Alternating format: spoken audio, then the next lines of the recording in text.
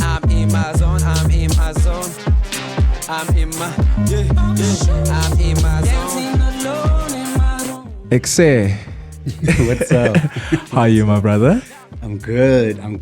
Yo, so good to see you. Likewise. The last time we saw each other, where were we? We're in Cape Town. Yeah, we're in Cape Town, having such a beautiful time. Yeah. I remember I was so tired of that party, and then I walked out, and then I caught you at the corner of the street, and you're like, Matandwa, let's go back. Yo, I was so lit. Yo. I was so lit. What a beautiful time, bro. It was. Yo. It was actually my first time going out the whole holiday. Really? Yeah, because I'd done a lot. I'd done a lot from the 27th. From the 27th, okay. Yeah, I went away with a couple of friends. He's Amazing. 40th. Wow. Came to Cape Town, spent some time with the family, the in-laws, and then that was like the first time I was like, okay, let me go out and see what happens. You walked into the trap. Yeah, I walked into it. Yeah, but it was a beautiful evening nonetheless. It was. Yeah. You were traveling over December. Yeah. Where did you guys head to again? Went to, so it was my friend's 40th. My friend, good friend, my business partner. It was his 40th, which we had planned for such a long time. So we went to Miami, went to Mexico, then ended off in New York. Crazy. What was the memories there? The memories, oh my God. It was, I think the first night was a bit hectic. The first night was a bit hectic. You landed in Miami first. Then in Miami, we were all supposed to, we were all tired because it was like, I think the layover was a bit tired. The first layover was a bit tiring. And then we got to Miami. I thought we were all going to sleep. Didn't sleep. Some gents slept, and I didn't sleep. And the Mr. 40th didn't sleep, so we went out, had a bit of fun. Safe to say, I think the budget was blown in the first night. It was a bit of a hectic one. Yo. I actually don't even remember much. All I remember is waking up the next day. And then, when the SMSs come through the next day. Are you like regretting your whole life? I was like, no. This is not the way it's supposed to. We got scammed, yeah. I was like, That's I even called a friend. I was crazy. like, did we swipe this much? Or did we do this? Yeah. Yeah. That's what happened. Yeah. Crazy. It was fun. Other than that, it was mad fun. I think it was just about 12 gents, 12 wholesome gents, just having a good time. It was mad fun. Like, What's the signs to like a boys trip? Is there rules that that get set before everyone like gets on the plane, or you just freestyle? I think it started lockdown. So my business partner was like, look, he wants to do something for his 40th. And I was like, look, dog, we're in lockdown. No one is thinking of the 40th right now. For sure. And then, of course, we started getting excited about it. It was something to plan while COVID was happening. It was like something to look forward to. But there was no rules set.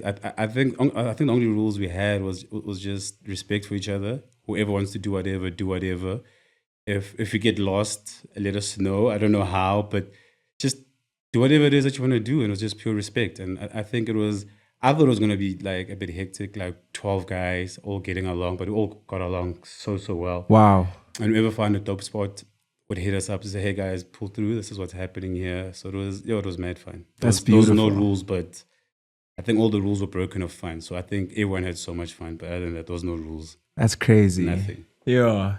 Just want to pause on the fun a little bit, but take it back to those who don't know you, bro. I think I met you a couple of years ago, just like in my, I guess, like deep, like flirtatious relationship that I have with the city of just like coming up. And it's like always constantly seeing you. And this is like before you like opened up the restaurant that you guys opened. And I've always just like firstly thought you were like a light-skinned dude. Yadala.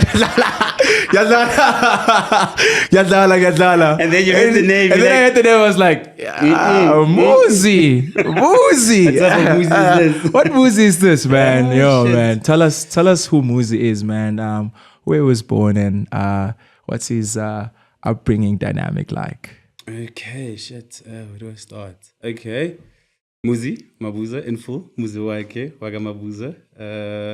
87 baby, so a little bit, but not so much. Old, but not so old. So I'm caught in between this, those two generations.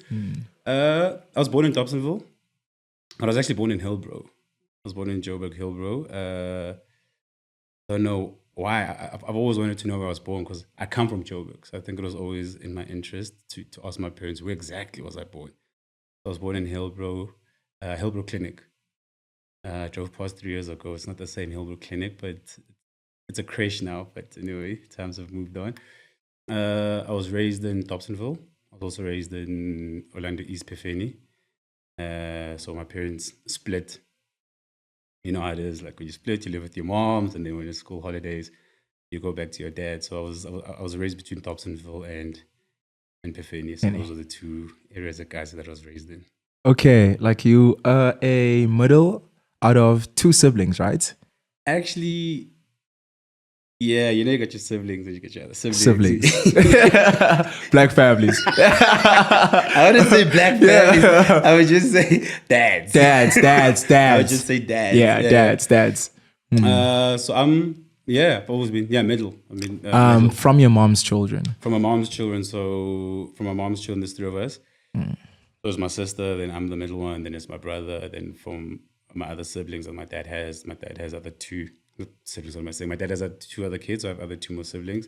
And then my mother also had another kid before he met my dad. So it was like, it's a tree of siblings. How was it growing up in Soweto at the time? So I think growing up in Pefeni for me, I think that was quite nice. It was quite different because I lived with my mother. So when I lived with my mother had her cousins, had her aunts. And then, you know, in the household where your grand stays, we all stayed at my grand's house. You'd have your other cousins. So it was like a big, like family. So you had some that slept on the bed, you had some that slept on the floor. And then the nice thing is that then you had the ones that slept in the kitchen would be the ones that do breakfast, and the ones that slept in the beds would be the ones that clean the house. So everybody had like a chore and all that stuff. And it was fun because we're all old, like not old, but there was the older ones, like the early 80s babies and the mid 80s, and you get myself like the late 80s. So it was like an old crew, and then the older ones would always bully the younger ones.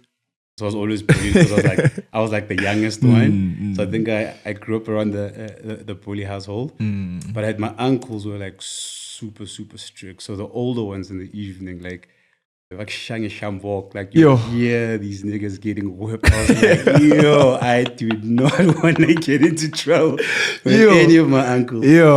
And then when I go to my dad's side, it was quite different. My dad was also strict, and you get my grand was also quite strict, but it was also like not so many cousins and stuff, because I think all my cousins, their parents were still like married and stuff, so there was that togetherness. So we're always the ones like, okay, we have to now go chill with the cousins that are married while we're like the divorcee kids. So it was very different. It was very different growing up. So I'd go to my dad's house in Dobsonville during school holidays.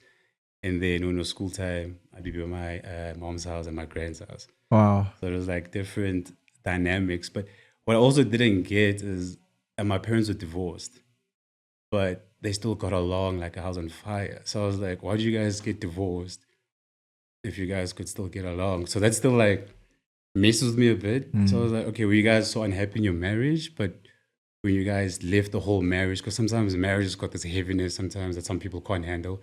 But when you leave that stigma of marriage, you guys could get along. So I only started understanding those things the older I get when I got married. So I was like, okay, you know what? Who was I to judge my parents back then? Because I still remember like when my dad would drop us off. Like at school? No, like at your mom's family? At my mom's family.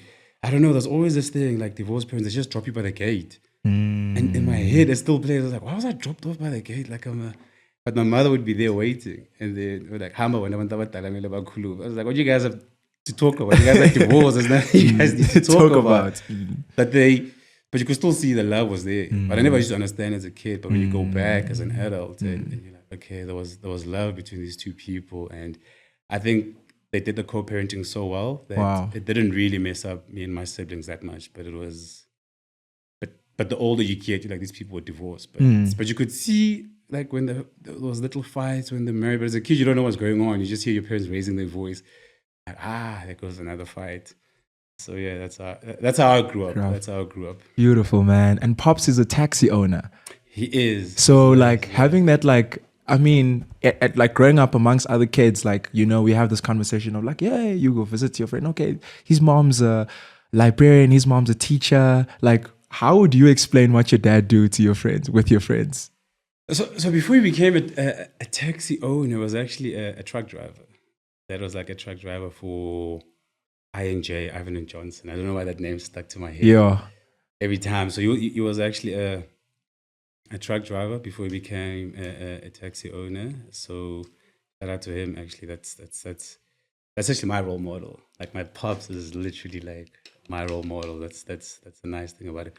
But it was weird telling people that when you were a kid, telling people my dad is a taxi owner. Like taxis had this stigma behind it. So sometimes I'd feel embarrassed telling people my dad is a taxi owner. Because people were like, oh no, my dad is an accountant. Oh, my dad is a lawyer. Oh no, my mom is a nurse. And you come up, my dad is a taxi owner. They're like, okay, you okay, nigga? What's your dad a taxi owner? What does that mean? And then you get, oh, does your dad have guns? Does your dad have this? Oh, so it was. I guess it's a lot of things when you're growing up and you don't know. When you don't know as a kid, you kind of feel embarrassed what your parents did, or you kind of feel some type of way. But the older you get, you're like, I would have not had it any other way, because I think without him being a taxi owner, without him being like having that entrepreneurial view, I don't think I would have been me. I don't think without my dad doing what he did, I don't think that would literally be me. I think most probably I would have been something else. So yeah, shout out to him for being Shout out to Pops, man. I was having a conversation with your brother some time ago, your younger brother, and we're talking about like family dynamics, and I was telling him like, yo, I'm the firstborn, and he's obviously like explaining like the perspective of being the last one, and like he was telling me it's so interesting how you and your older sister always, I guess, had to like work harder and like show up to your dad, where he had an experience where I guess his father like allowed him to be whatever he wanted to be in a sense. Look, I think I still am slightly jealous of that dynamic, because I felt like I don't even think my sister and I think the middleborn. I think the middleborn, like you're caught in the middle. There's a firstborn, there's a middleborn, then there's the lastborn. So the middleborn is always the last one. So growing up, I'd see my sister. My sister was like the firstborn. She's also a girl, so she used to get a lot. She used to get like a lot, like daddy's girl. Does everything, which is understandable for a girl. Like I understand that relationship was such a beautiful relationship. Then there was my younger brother. I was like, this nigga gets away with literally everything. Like Wow. he get away with everything. I was like, if I committed the same crime, Your punishment would be different. it would be different. And to this day, I was like, every time I look at him, I'm like, man, you had it so nice. Easy. But the weird thing, we've spoken about it. Was like he was like the little last born, and then we spoke about for him. For me, it looked like it was easier. When I Wow. looked at him, I was like, oh, you think it was easier? And then I was like, for you must also think it was easier. But I think the older we started speaking about what irritated me when I was growing up, what irritated him. So it's actually weird. Last born, the middle born, the first born. It's yeah. Yeah, it's a very But you talk complex. about it as siblings. Yeah, You for have to sure. talk about it as siblings. But that, I think for me, the middle born, I think I would have not chose anything else. I think I learned more from my dad being the middle born. I think I also learned a lot from my siblings and Wow. being the firstborn, being the last born. Like I'm always like, okay, what does second born mean? Then you'd see the dynamics. Okay, second born gets this, second born doesn't get this, second born gets this. And I don't know. I think there was a shift. Or I don't know if it was a shift in me or it was just the way I saw things. Maybe I see things differently. I was like, okay, cool. The middle born, I get to see this guy do things because I had my mother pass away at an early age. So I was raised by my dad, and then my dad raised the three of us. And I think sometimes when I'm older now and I look back, I was like, this is hard. It's hard for a parent to raise three kids on their own, and young kids. And when you grow up without a mother, you also learn a lot of stuff. It's like, okay, you only have a dad. That's the only person you're going to gravitate towards. That's the only person you're going to look for love. That's the only person you're going to look for all these things growing up as a kid. And my dad is old school. My dad has always been old school. My dad is, let's get it done. Let's move. It's gone. Life goes on. And let's do this stuff. I was like, okay, cool. If that's how it is, let's go. That's how my dad became my role model. So I never focused on anything else. I was like the middle kid. Okay, what does my dad do? How does my dad make money? What makes my dad tick? So for me, I always felt like being the middle kid, it gave me an opportunity to learn more from him instead of like saying, "Oh, I'm a middle kid," or things don't get done. And being resentful. Being Yeah. resentful, like, Yeah. oh, things will get done for me. Oh, this is this. I was like, I can either change the situation and actually get to learn from him, this guy. Because sometimes I was like, yo, man, like, don't you give hugs? Like, don't you give a hug? My dad is like, there's no hugs here. We gotta go to school. You gotta go to school. You gotta pause school. You gotta do this. You gotta do that. So those are like the fun dynamics of being a middle kid. Child. Yeah. Interesting, man. And then you grow up, you now becoming a young man, and I want to know, like, in your younger 20s, like, how did your parents' like professional lives inform what you became? Shit, I didn't get your question.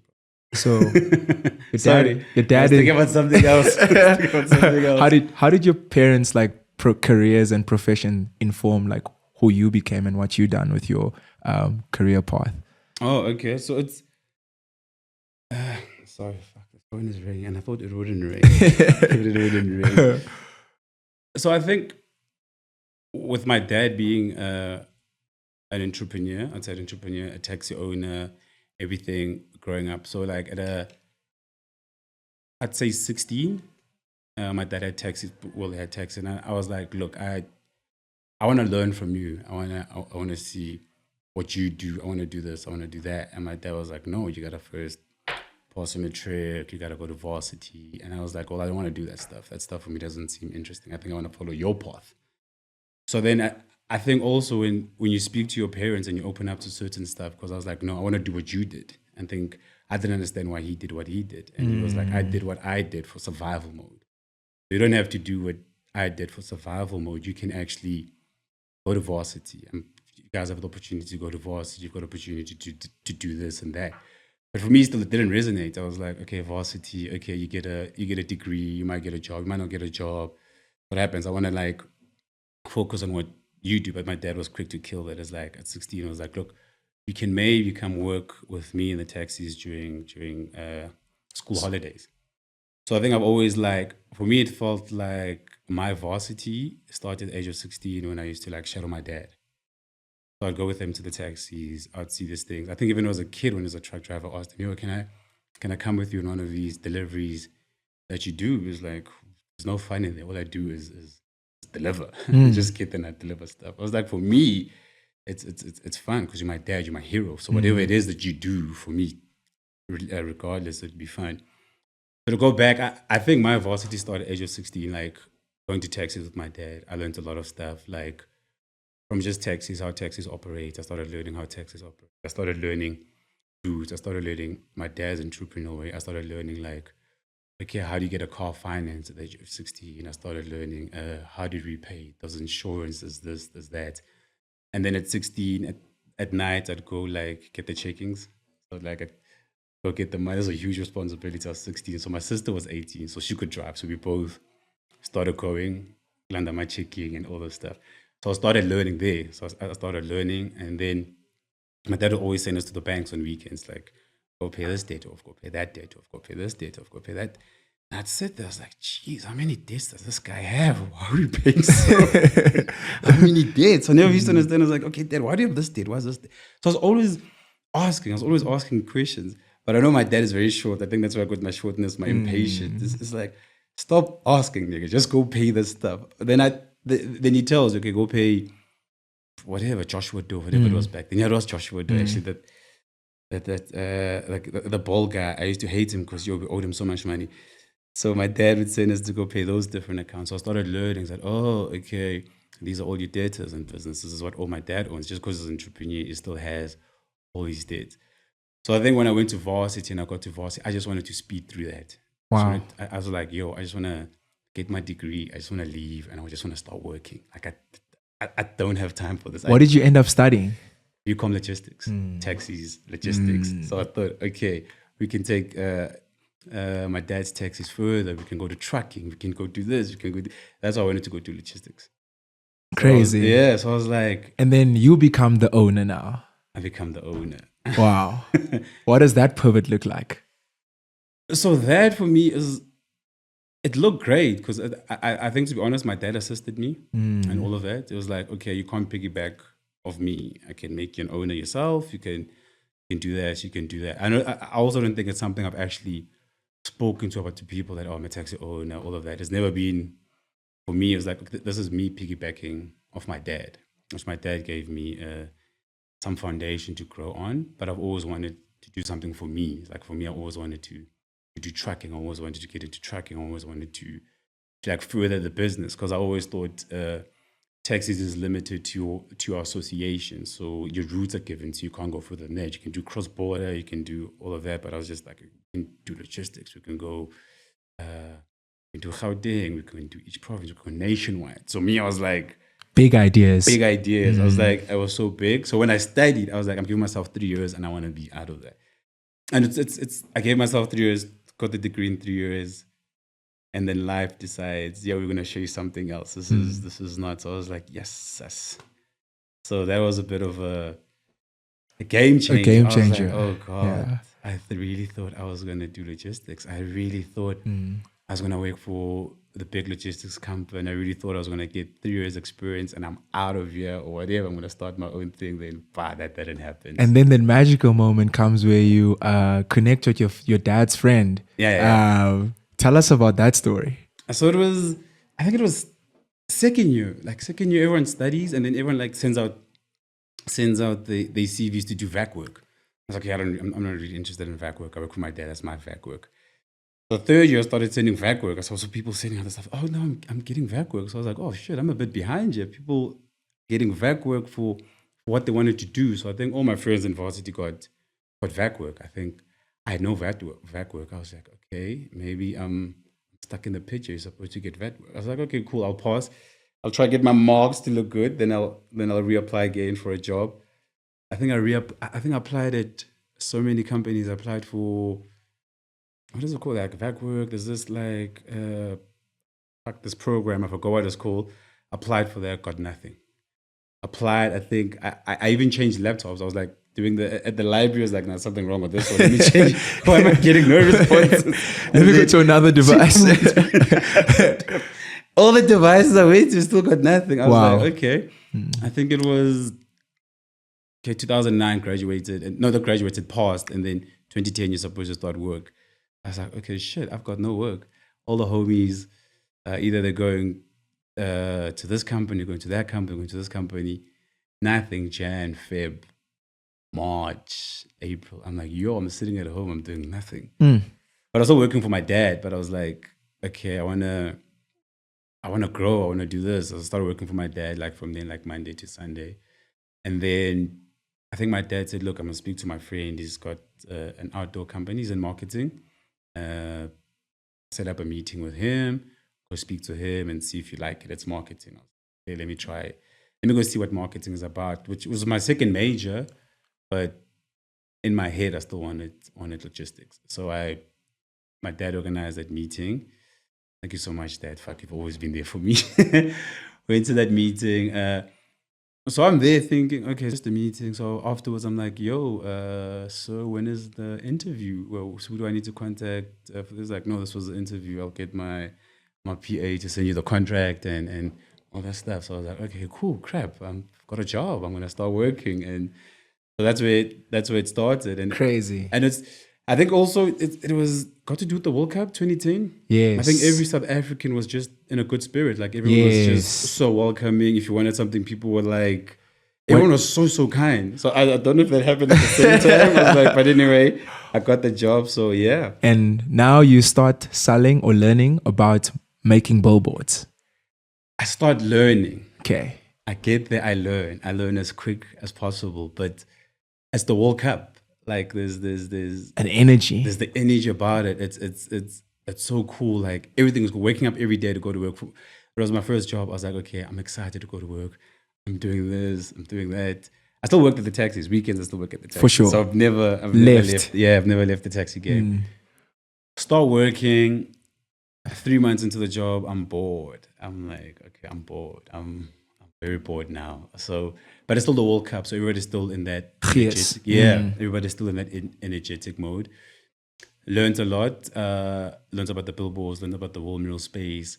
I learned about the wall mural space has got a bit of art in it, so I learned about that. That was fun because it was me also learning about art. I was coming up learning about art at the same time. So I was like, oh, art, wall murals, some artistry behind that. You get artists to learn about that. Came with ideas to the boss. Nah, Old school guy. old school guy. Like old school, but proper, but old school. Like any idea, I'm like, nah. I'm literally 24. I'm just coming up with these ideas. I go home, I get ideas. Not even like I used to watch YouTube. I would just like, I'd go to the hood. Like my inspirations always come from it, guys. It's like, it just fuels me from taxis, from everything. So like we're doing wall music, so we're constantly, like guys, so I come up with these ideas, great ideas. Well, I don't know if they were great ideas, but to me, they seem like great ideas. Presented the ideas. No, didn't like them. Presented this, didn't like it. I was like, okay, I'm getting a bit bored now here. And then You birth your brainchild, Akemide. not even. Wow. Like not even. Like it's World Cup is done. I think the day Spain won the World Cup and left, I think the whole country was like Energy subsided. Energy subsided. Everybody in the country, energy subsided. It felt like something had died in all of us because we were all like on this high.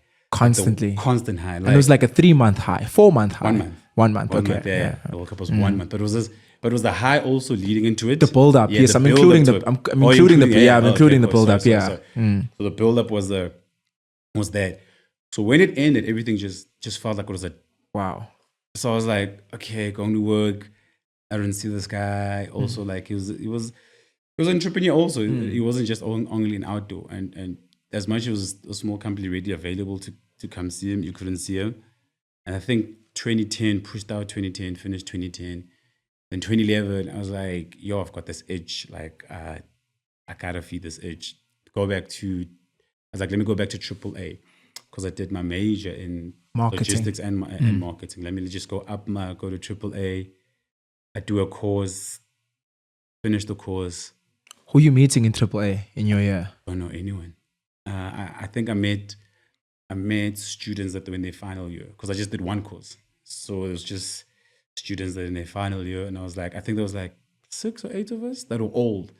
But I could tell they're old because they'd come to work from work. They come to school from work wearing suits. I was like, nigga, why are you wearing a suit? There's kids here, don't wear a suit. Yeah. So I'd come there with shorts. I was like, I'm going to blend in with these kids and look like I'm not like coming from work. Sure. Did the course. I think halfway during the course, I quit. I left work, but I left work with a plan. I was like, okay, I'm gonna try open something. So me and a friend, we're both together at the specific company. I don't want to name any companies or anyone. For sure. He says, yo, let's go open something. I'm like, okay, cool. Let's go open something. Let's bring our ideas together. Let's do this and let's see what we bring out to the world. I'm excited. Remember, I'm only 25. So whatever you tell me, I'm like, yo, let's go. I've got no responsibilities. We open up that specific company. I'm young, I'm naive. There's no paperwork. There's nothing. Open that company. Takes us long for it to pop. It pops. As I said, it pops. I'm like, okay, I've got no security here. I've got no nothing. I'm like, yo, dude, let's get the paperwork going. Like, nah, there's not going to be any paperwork, my nigga. Yeah, man. So that for me was a bit hectic. That was a bit hard. So I remember I left my job. Yeah. So when this guy says no paperwork, I go back to my dad's friend. I'm like, yo, will you take me back? I'm like, will you take me back? I need a job. After being pushed out. And he's like, no. I told you. You didn't want to listen. You're young. You young little cats know everything. Wow. Doesn't give me a job. And this point is like, this is like the most humbling moment you've ever experienced as a young adult. Humbling. I still remember the day, even today. I remember the day. Wow. I remember the day when the guy said, we're not signing anything. It's not gonna happen. I was like, okay, cool. Like there was no hatred. The hatred didn't build up, but I think it built up over the years. And I just left the laptop Mm. I was like, okay, I don't think there's anything in this laptop that I really need. Mm. I left the laptop. I was like, I'm done. Because I had like 2 months left of my AAA. So I went to go finish my course. When my course was done, it was like November, end of November, when everything is done. So that's when I hit up this guy. I was like, yo, can I get my job back? Job back. No. And then Sunday, I think he told me the news on Sunday. I think it was Sunday night. I think I sat in my room because I was still staying at my dad. I sat in my room. I was like, fuck, I have really fucked up. I've like fucked up. I've got no job. I messed up the one contact I had where my dad set me up. So I think that Sunday, I was down and out. I was like so down and out. And I thought, shit, what the fuck am I gonna do? I've got no job. All I have is my degrees. There's nothing. I got this AAA. I've got this degree. I've got nothing. I think the Monday I woke up and I was like, fuck it. Okay, cool. Let's go. I'm 20. I don't know all of us. I think I was 27 by that time, or 26. I was like, cool. I'm gonna start something. I don't know what I'm gonna do, but I'm gonna start something. I think my girlfriend was like, you haven't even given yourself time to mourn. This thing happened on Sunday. I was like, well, me sitting and mourning this thing, it's not gonna do anything for me. All it's gonna do is make me sad, and I really don't feel like being sad. So I was like, I'm gonna start something. I don't know what I wanted to start. I really don't. But I knew I wanted to be an outdoor because I'd learned from it, and I did AAA. I was like, I'm gonna do outdoor. And I think I took the logistics from it, what I learned, and I just realized that out of home media is no different from a bit of logistics because you're doing everything nationwide. It's got to do with production. You got to have a team that you send. You got to send. I was like, I'm actually going to do production. I'm actually going to do out of home. And I remember sitting with a couple of friends. They're like, nigga, you're 27. You start your business now. Like, what? No, 25. So 25. So I'm getting the years, bro. 25. And then I was like, okay, who cares? I think December, I went to this one guy that I knew that was also working the previous company. He started his own thing. I was like, yo, this is the service I've got to offer. Would you be interested? He was like, oh, Muzi, welcome back. Nice to have you back. Gave him the service, gave me a gig. I was like, okay, is this guy? He was like, no, I'll give you a gig. I was like, okay, look, I'm a bit pressed. I need a bit of an upfront payment for this gig, but I'll make it up. Gave me upfront payment. I think the next day, Tuesday, I was in Bloom. I was doing some work for him in Bloom. I was like, I gave him a strategy because I kind of saw the brands he has. I was like, okay, out of home, I can write a strategy quickly for this guy. Wrote a strategy. And then he was like, okay, strategy looks good. Would you be interested in leaving tomorrow to go do the specific gig for me? I was like, okay, cool. So did that. Wasn't a lot, but for me, I was like, you know what? It's giving me a platform to grow on. And I think December it was like that. And then I had 2 taxis that I purchased for my dad. So it's so weird about business. Like when you start and you neglect one thing, the other thing suffers. I was like, yeah. No one tells you about these things. You experience them as you're going. Driving to Bloom, get a call from a taxi driver.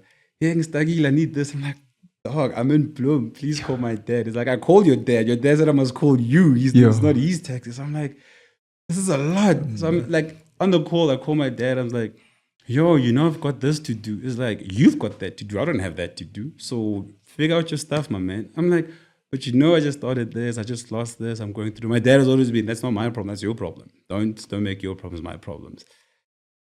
So that was on its own was a lot. I can imagine, man. Was a lot. I'm glad you made it out with so many lessons and like no so car. many My help. car had broken down. I had to borrow my sister's car, and she was like, "You're driving to Bloom with my car, my mileage." I was like, "Dog, don't worry about that. We're gonna make it." Fast forward to ORK Media.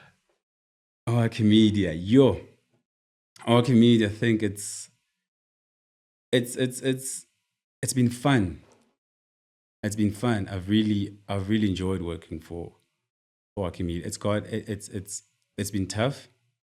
It's been rough. Like sometimes when I think about the toughness that I went through starting ORK Media, like it gets so hard. Like when you think about it, I was like, yo, how did I survive that? How did I survive this? How did I do this? How did I do that? I think also with with ORK Media, like people don't understand. It started 2012. We only popped 2017. Wow. We only popped 2017. So people see ORK Media now. They're like, no, they've always popped. I'm like, guys, it took me 5 years to pop.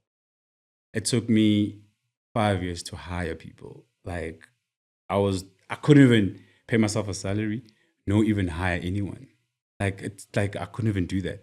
Like I was literally doing so much for myself, but at the same time, there were so many doors closed on me. And the doors, maybe it's me, I don't know, maybe I'm older now, but I still feel like the doors that were closed on me were closed by my ex-partner that didn't want me to pop because I don't think he was even intimidated, but I think he kind of knew, like when you're determined in life, no one can stop you. No one's going to stop you. Like you can do whatever it takes to stop someone who's determined. Like you can't like change someone's mindset. When you have that mindset, no one can take that away from you. That's like your biggest asset. If you like you're hungry for something, you've got the consistency, that discipline to do it. Like no one can stop you. It literally took 5 years. Like I went to every agency. I did proposals. I did great proposals. Even when I got a brief and then it would be a 0, I'd go back to the agency. I'm like, guys, why? I'm okay. Let's leave. Why I didn't get the business, but why aren't you guys giving us work? Is it because of X? So we can try sort it out. We can try work on it. Some people gave you good feedback, but others never gave you good feedback, and others were like, no, it's just we're not interested. And I think if it took me 5 years to pop this company, and I could have just given up in the first year, but there was this thing that I liked doing it. I just like going. I liked going to meetings. I like coming back from meetings. I was like, okay, not gonna happen. Someone was like, okay, I'm gonna give you an opportunity. Let's see what had happened. And then it's always that one person who's gonna believe in you. It's like, let me give you an opportunity. Let's see what you're gonna do. And I think that opportunity I got in 2016. I was like, okay, got the opportunity in 2016. Someone was like, okay, let's see. I don't even think they were also comfortable giving it. That is like, let's see. We're tired of you knocking here. We're tired of you seeing you every Tuesday. Like you said, you light-skinned little boy. We're tired of seeing you. Just stick out. We're just tired of seeing you. And also, what are you? They were like, what are you? Like, what do you mean? What am I? Ginger. Yeah. Like, and then I think they're more interested. What am I? I was like, okay, cool. What you want to know? Then I tell the story quick. I was like, Then you get back to work. Get back to work. I was like, okay. They were like, okay, Muzi, let's see if we can give you something. Okay. Gave me something from that. I just built. I just built from that. Wow. And then I just went. And I think every meeting I went to, people kept telling me, these are your competitors. You are like far, far behind your competitors. I was like, okay, how can I be far, far behind from my competitors if you guys haven't given me a chance? Like it's easy to say, oh, these people are doing great work. I was like, great, I'm happy that they're doing great work. And the beauty of it is like, and the pie is big for everyone. If you guys just give an opportunity, and that's what we keep saying, just give us an opportunity, see what we can do, see what we're able to do. And I think that one opportunity I got, I think it was from a certain brand, got that opportunity, and I don't think I ever looked back. Wow. I took it and I was just like, yo, I'm gonna, like, I even remember, like, from that opportunity, I was driving to Limpopo, driving back from Limpopo, going to Mpumalanga, flying to Durban. I was like, I'm not dropping this opportunity. I'm not, like, I think at that time I was still dating. I think it's a nice thing about when you're dating, you have a good partner who understands this stuff. I think I was like away for so long, but I was like, in my heart, I knew this is the only opportunity you're going to be given. This is a test because there's no way you can be knocking for so long and people aren't listening. Someone was listening. But also when people give you opportunities, also waiting for you to drop the ball. In my head, I was like, they're literally waiting for me to drop the ball, and I'm not dropping no ball here. I think there was one time I was driving to Limpopo, pulled off on the side of the road. I was like, I want it now. I was like, yo, I'm driving. Like, they want it now. I was like, okay, cool. I'm pulling over, man. This person wants this now. I'm pulling over, sending it. Wow. Sent it. They're like, great, fantastic. I've always had that thing. I was like, there's one opportunity for me. I was like, I'm not dropping it. and call that like relentlessness, right? I don't know what you want to call it. I don't know, but I was like, I'm not dropping this. For sure. I'm not dropping it. Now, Owake Media occupies like billboards across the whole of South Africa. You have teams in different townships of South Africa: Guguletu, Yanga, Khayelitsha, Soweto. I've always like see your halls in Soweto. How does it? Tanzania. Where else? Wow. Where else? Botswana. How does that feel when is it a feeling of like gratification when you look back? Because I mean, earlier you said to your sister, "Hey, let me use this car. We're gonna make it." And now your sister works for you, with you. Yeah.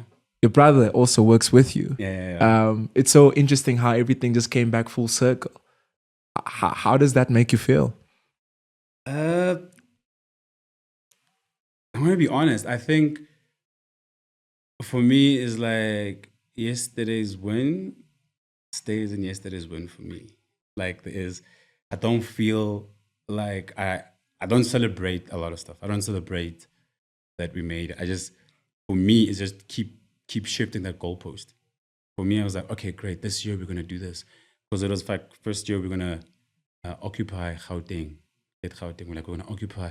But for me, I've always shifted the goalpost to make sure that I never reach it. So every year I'm like, oh, I've got it. But to always stay hungry in the game, for me, I've always shifted the goalpost to make sure that that goalpost is never attainable. So we could do something for Baton. It could be great. We could celebrate it today. Great Owake, the great stuff. Great. Tomorrow I move on. And I think also it's a positive and a negative. So pro and a con. People hate it. People love it. People like, you don't celebrate stuff. And I think maybe for me is like, I knew what it took to get here. Maybe also I don't celebrate much. I hardly even celebrate myself, which is maybe a bad thing, but it's a good thing.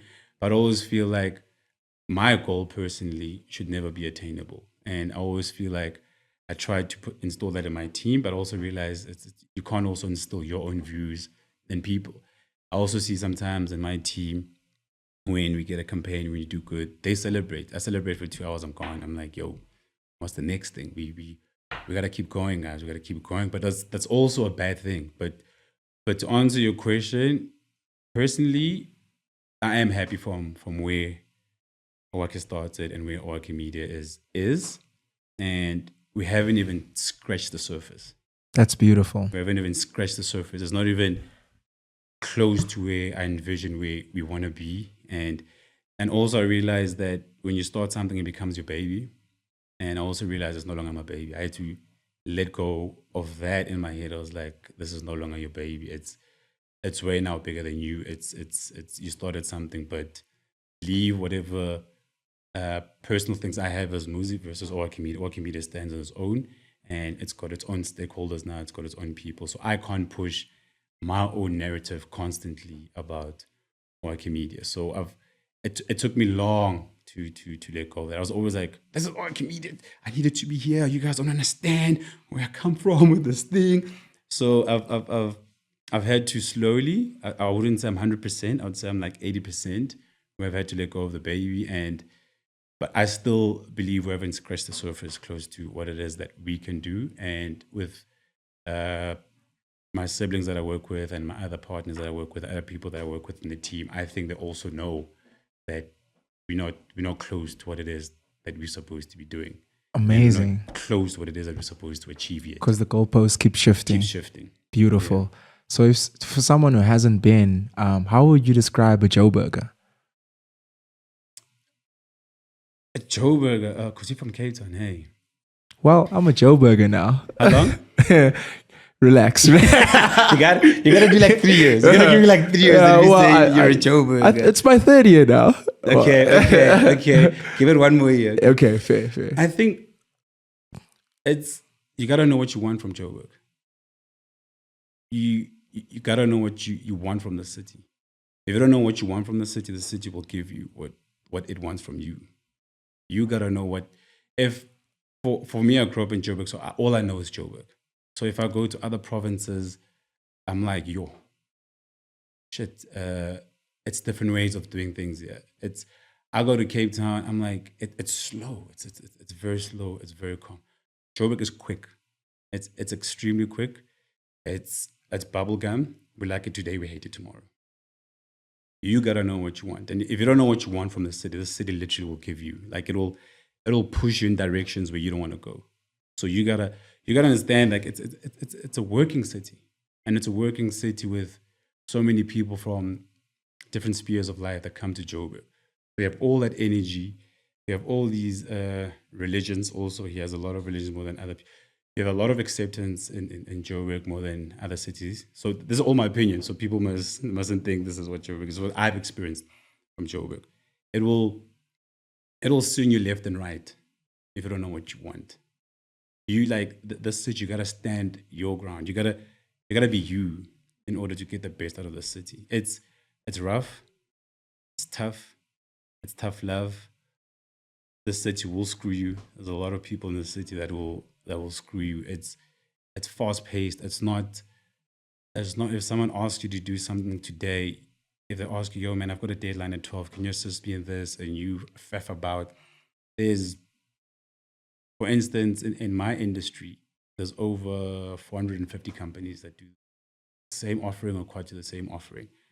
So your turnaround time is important. Like the relationships you keep in the city are very important. Like the people that you associate yourself is also important. But it's a rough city.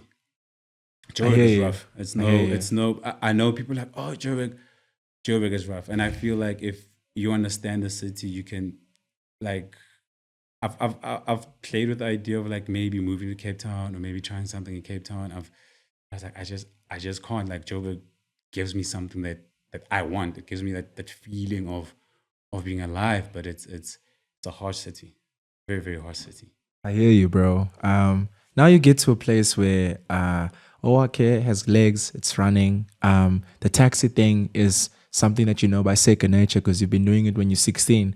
You get the confidence to maybe look at other businesses. And you guys both mother-in-law. Where did that idea come from? For those who don't know what mother-in-law is, it was our tavern. I'm joking.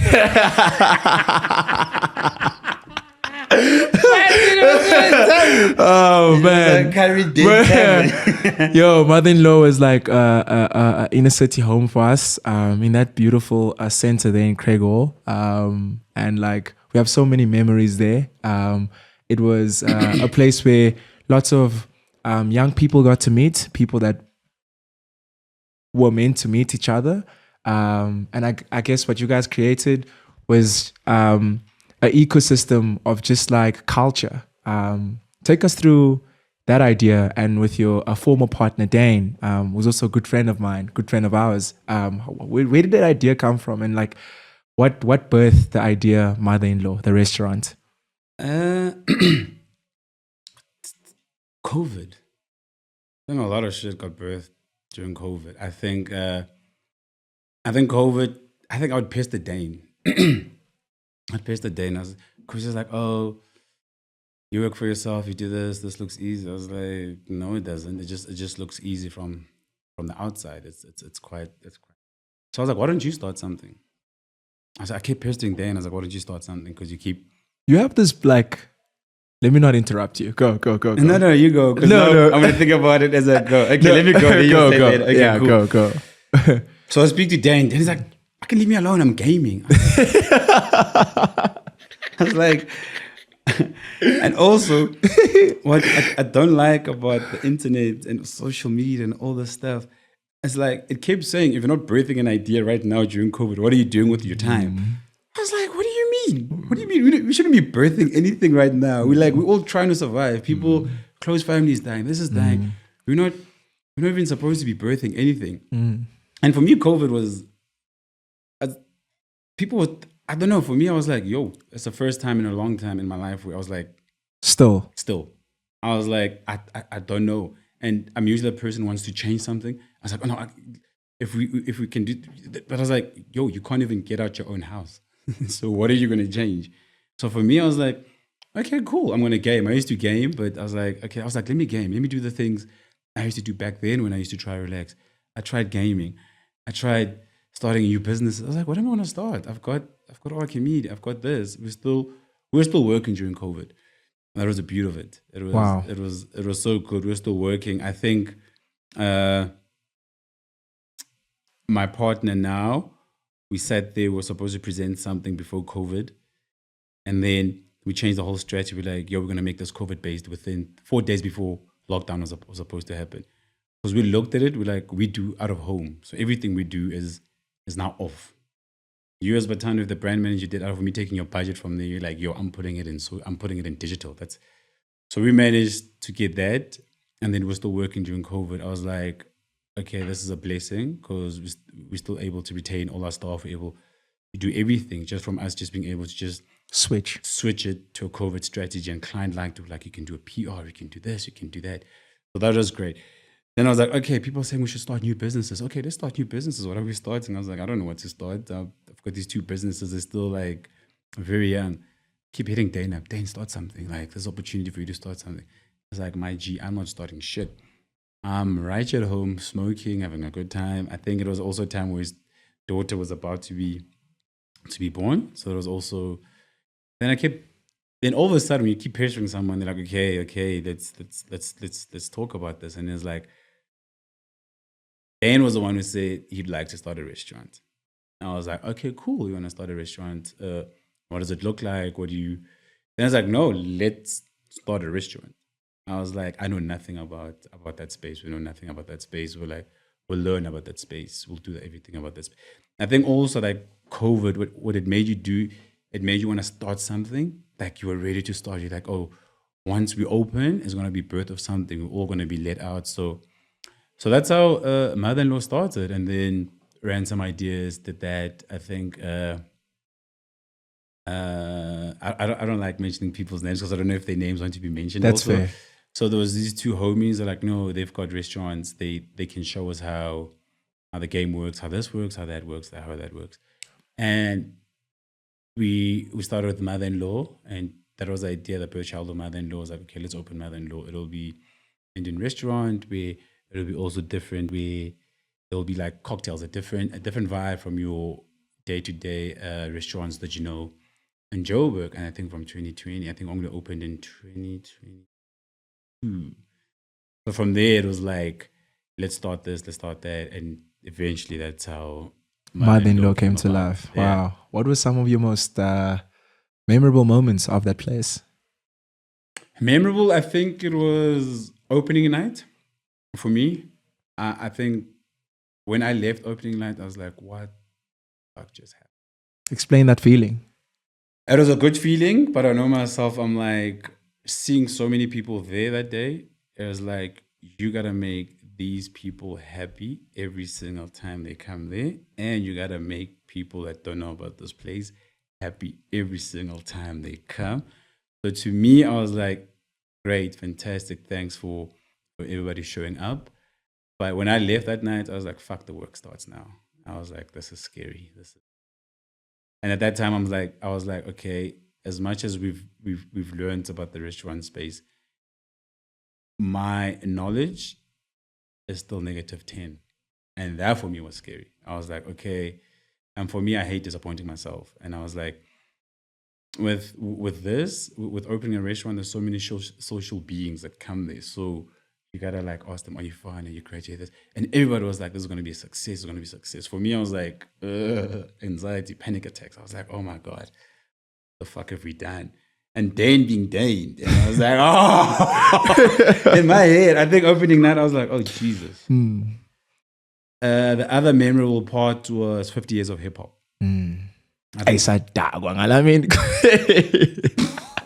I left. I went home during that commotion. I remember. I was like, I'm going home. I can't handle this. Dude. I left. I went home.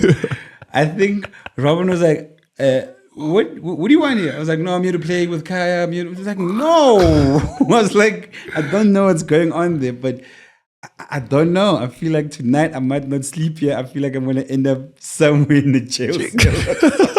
It's like the white folks are going to call the cops on us. I was like, oh my God. Wow. And also from there, like 50 years of hip hop. Okay, I can mention them because everybody knows. Yeah. I think the Sobering Guys, that's the first time I also got to got to meet them, but I wasn't involved. Dane was also involved in the day-to-day. So I never got to know the Serbian guys. There was a group, but I was like, who are these gents? What are they talking about planning this thing? I don't know what's going on. Okay, Dane was running with it. But they brought a different crowd to mother-in-law. And for me, I was like, yo, more people that you gotta make happy. That's where your mind goes. That's where my mind goes. Wow. I'm like, that means more people know about the brand, but the brand has got to work. The brand has got you have to work. Just people know you.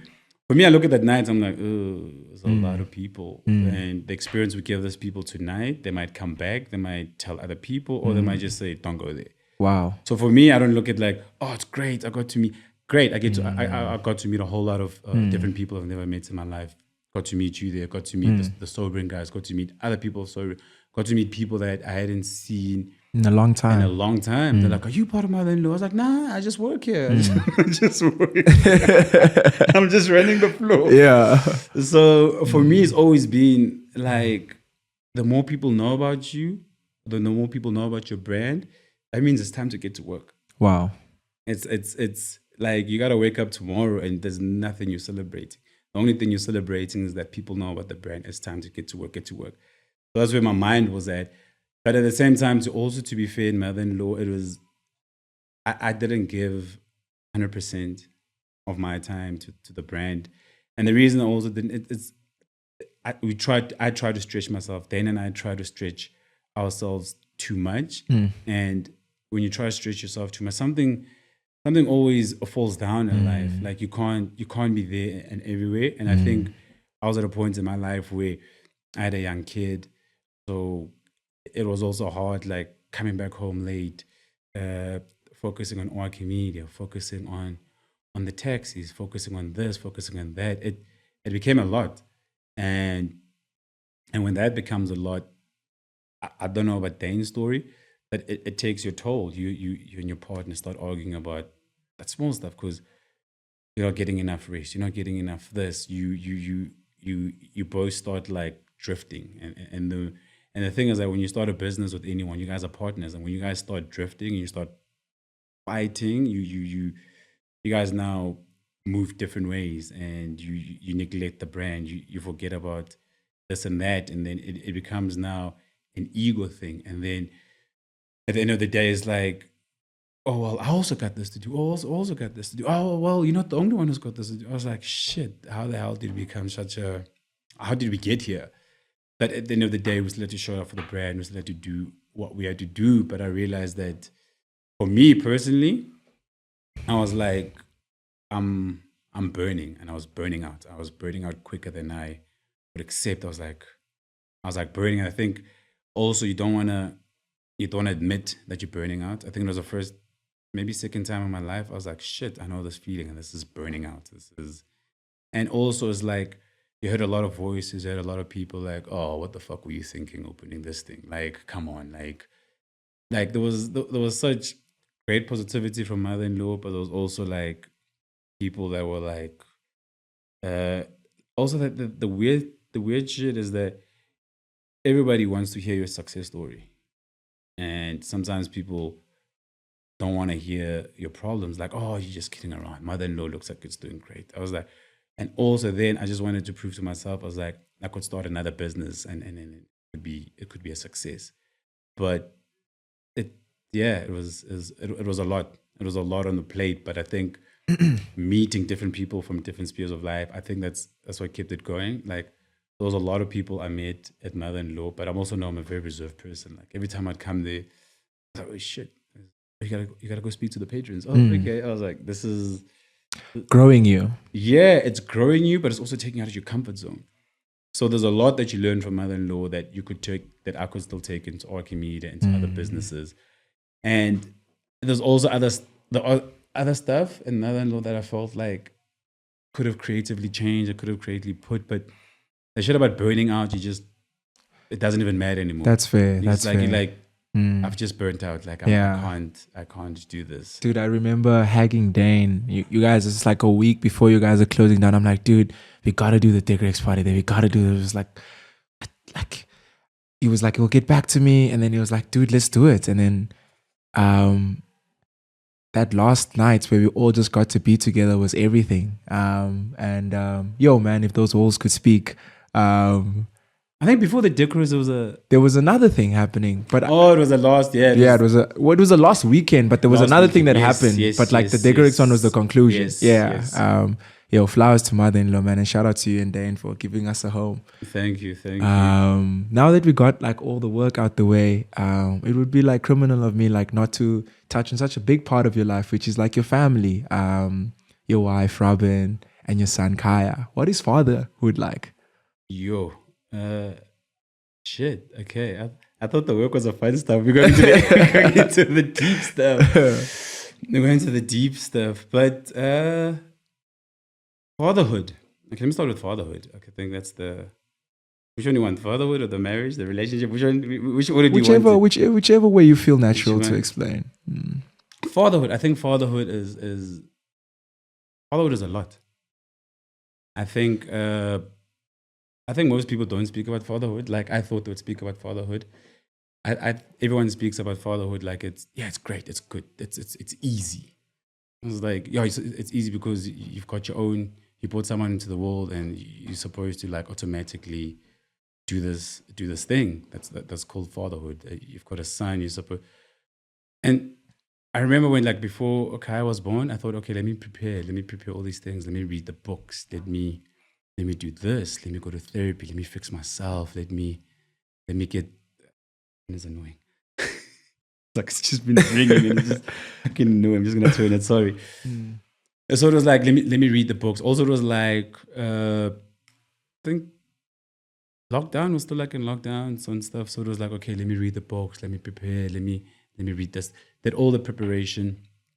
That all of that. The day comes. Your son is born. You're excited to go to hospital. You come back. There's no connection. There is literally no connection. There's no connection with the soul, this beautiful soul. There's no connection. And the thing about when women are pregnant, they've got like the society. Like as women, it's you've got a society where your girls check on you, where your family checks on you, where everything from the day you announce your pregnancy as a woman, everyone is checking. So you've got the society that There's builds it, matriarchy, and also like as a woman, you've got the seed that becomes a baby that grows inside. You've got this connection that you have, which is so beautiful on its own. When you go to the gens, no one speaks about it. No one speaks.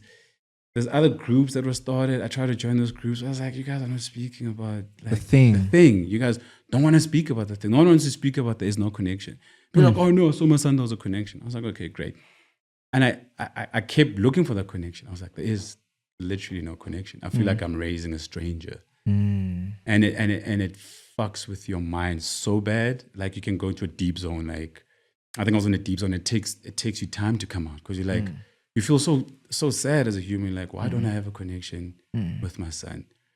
You go to therapy. Therapists tell you these things. I think my therapist like, that's what I like about my therapist. She's old, but she tells it like it is. It's like, how can you expect to have a bond with someone that didn't grow inside you, with someone that you might have went for the scopes with the wife, you did that stuff. It's not going to happen. It takes time. You got to give yourself time for it to happen. And I think I kept researching, I kept looking, and it fucked with me so much that I was like researching dads, and I was looking at YouTube videos about dads. I was looking at this stuff, and it got so bad, and I was like going deeper and deeper and deeper. And I was like, okay, cool, I've done all of this. Let me just do what I got to do. And I think for 3 months, I was just like, not involved, but involved in like what you got to do as a dad. Okay, you got to do this, you got to do that, you got to do. I was like, there's no bond. And it was very hurtful for me, but I think I even told my wife, I was like, yo, dog, I don't have a bond here. What's happening? Like, this kid is this. This is my kid. This is my kid. It's like something stupid. And I realized that it's something you can't rush. With some dads, it happens immediately. With some dads, it doesn't happen immediately. With me, it didn't happen immediately. Didn't. And I think the more I let go of the narrative, where's this bond coming? Because every day you'd wait, like, when is this feeling coming? When is that feeling coming? And then from nowhere, just comes.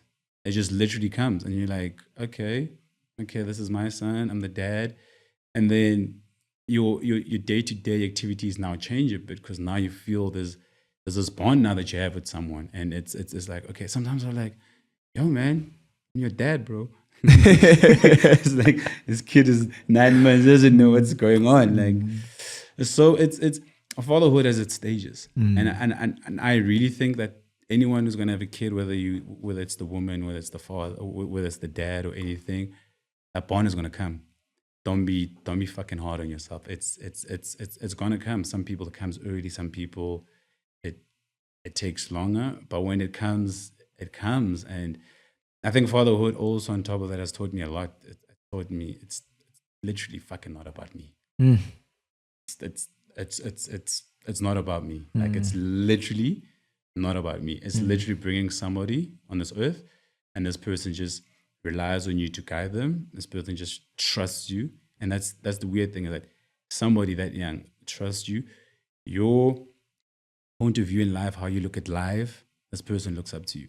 So you've got a good opportunity to raise somebody and guide them, or you can actually fuck up the child at the same time. That is a scary thing. There's no in between. There's no in between. You could literally raise a kid that becomes something totally different, and that's on you. You cannot blame anyone on earth.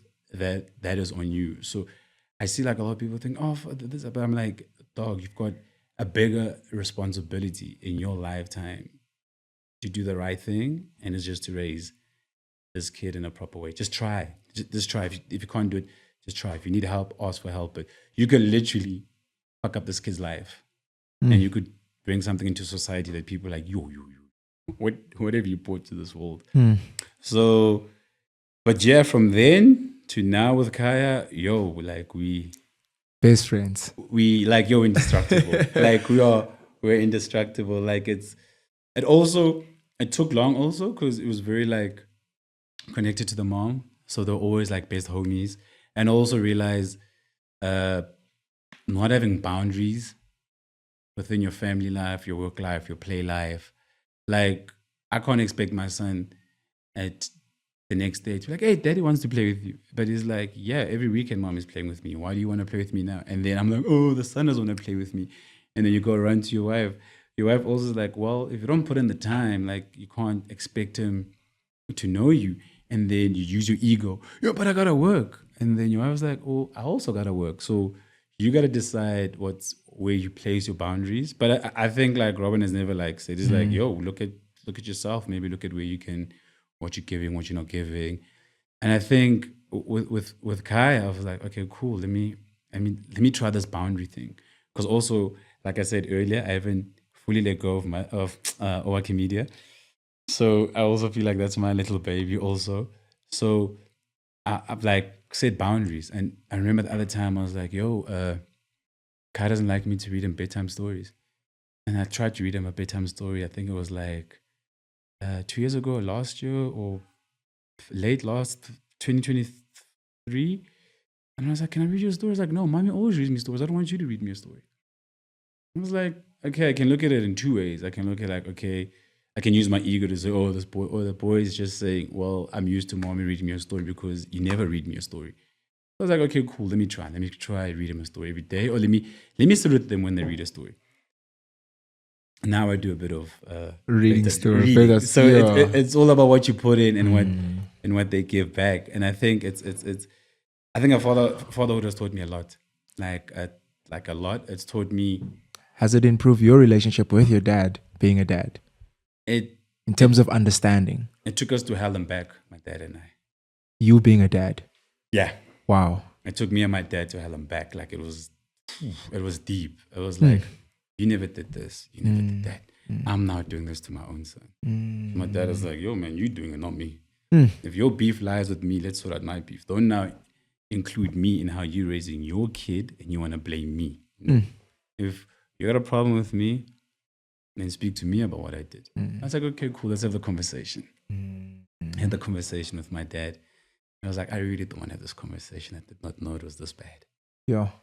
So it opens up a lot of wounds. And the thing about therapy also can go to all the therapists you want, and the therapist will always keep going back to the same thing.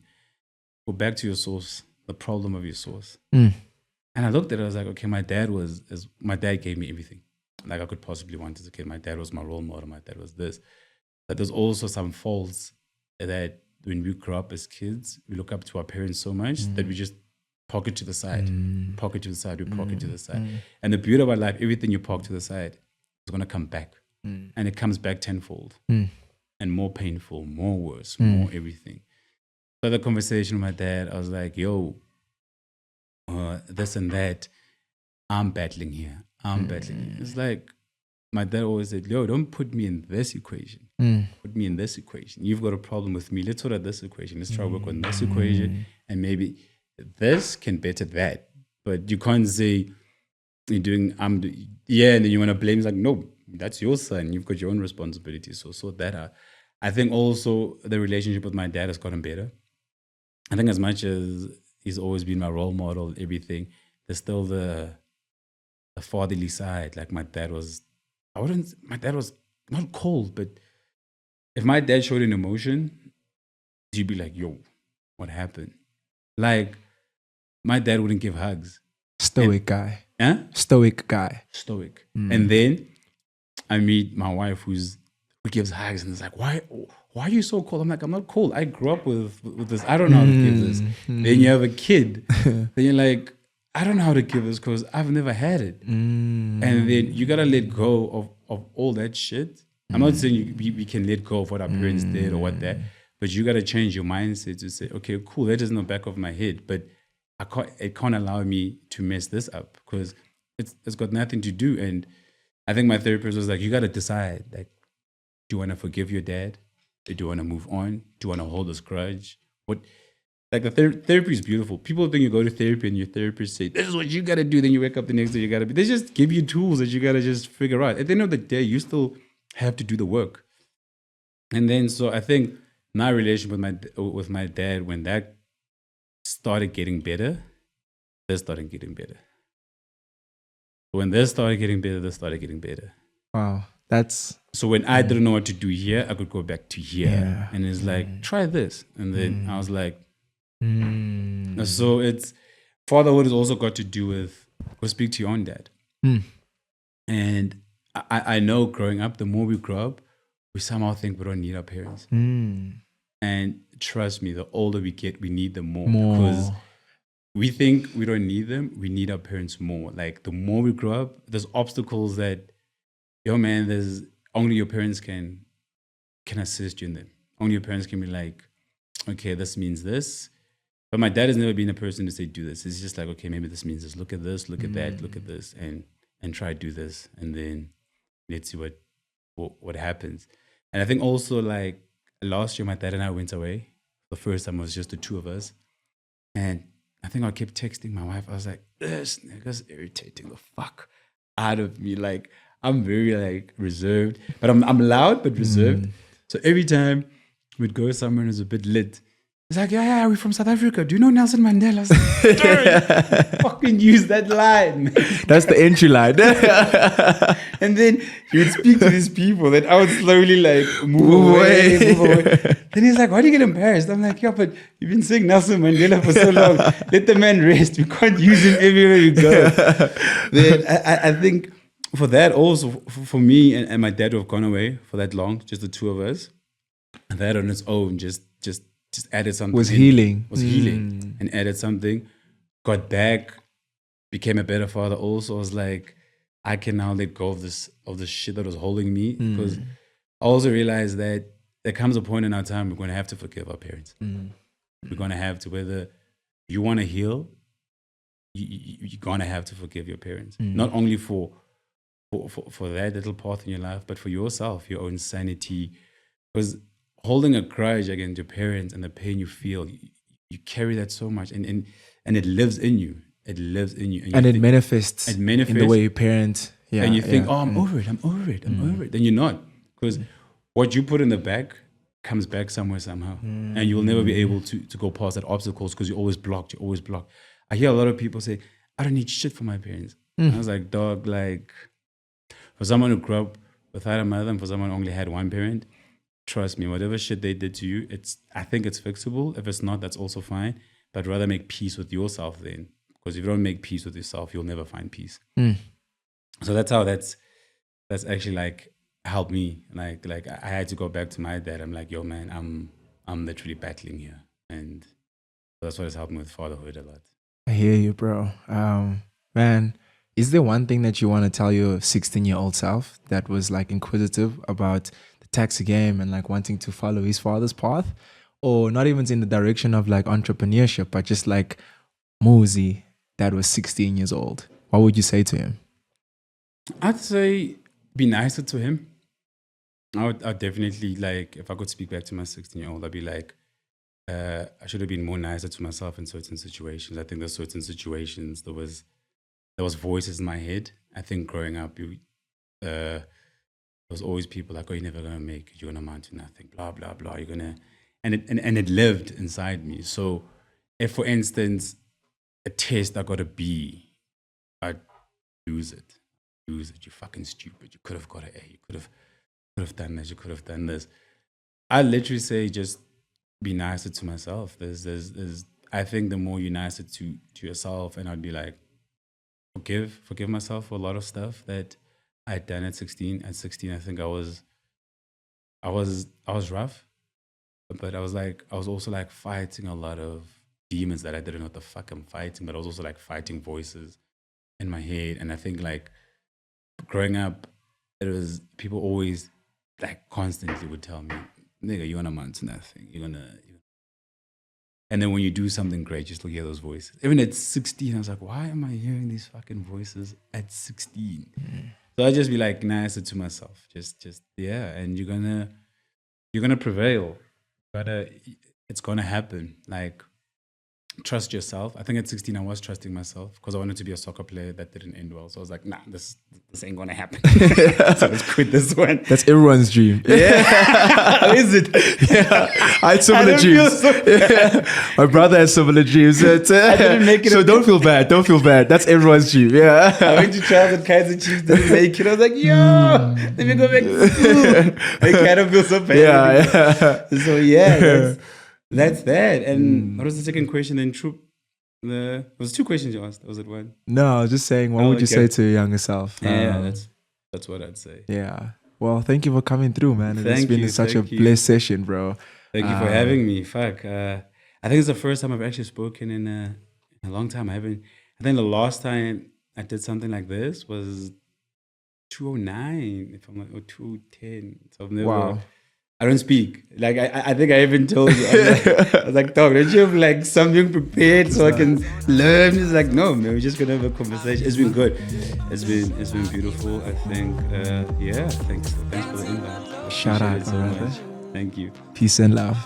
All love.